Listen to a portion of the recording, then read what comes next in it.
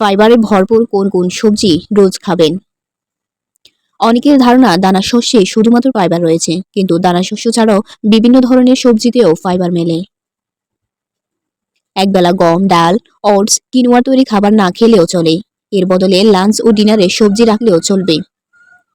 Fibre হজমে সহায়তা করে এবং রক্তে শর্করার মাত্রা, কোলেস্টেরলকে নিয়ন্ত্রণে রাখে। ফাইবার ভরপুর কোন কোন সবজি রোজ খাবেন জেনে রাখুন। সাধারণ আলুর বদলে রাঙা আলু খেতে পারেন। 100 গ্রাম রাঙা আলুতে প্রায় 3 গ্রাম ডায়েটরি ফাইবার রয়েছে।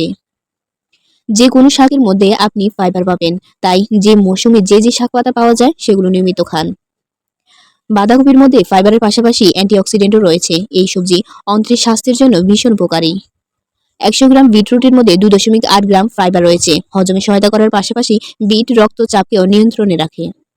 সবজির তরকারিতে এক মুঠো কড়াইশুঁটিও মেশাতে পারেন। 100 গ্রাম কড়াইশুঁটিতে প্রায় 5 গ্রাম ফাইবার রয়েছে।